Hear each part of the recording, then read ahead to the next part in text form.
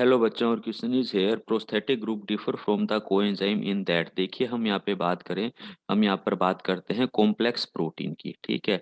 ये जो complex protein होता है इसको हम क्या किस नाम से और जानते हैं? होलो एंजाइम्स के नाम से जानते हैं। ठीक है।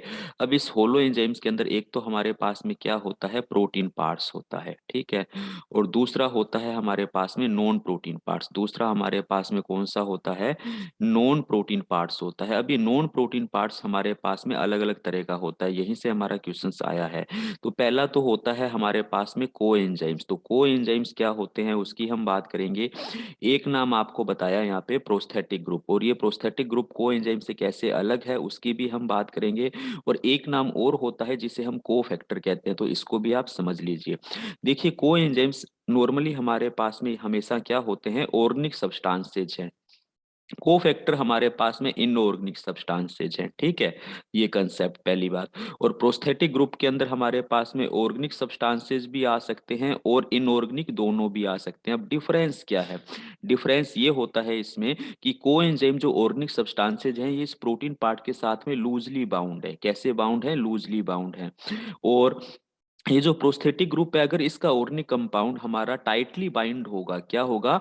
टाइटली बाइंड बाउंड होगा किसके साथ में? हमारे प्रोटीन पार्ट के साथ में, तो उसको प्रोस्थेटिक ग्रुप कह देंगे। तो मोरल ऑफ द स्टोरी हम क्या समझ रहे हैं कि ऑर्गेनिक कंपाउंड हमारा लूजली बाउंड होगा तो कोएंजाइम है। अगर ऑर्गेनिक कंपाउंड या इनऑर्गेनिक कंपाउंड कोई भी हमारा टाइटली बाउंड है तो प्रोस्थेटिक ग्रुप है। या दूसरे शब्दों में कह दूं, अगर कोएंजाइम मेरा टाइटली बाउंड हो गया ना प्रोटीन पार्ट के साथ, तो प्रोस्थेटिक ग्रुप बन जाएगा। कोफैक्टर में हम क्या कहते हैं?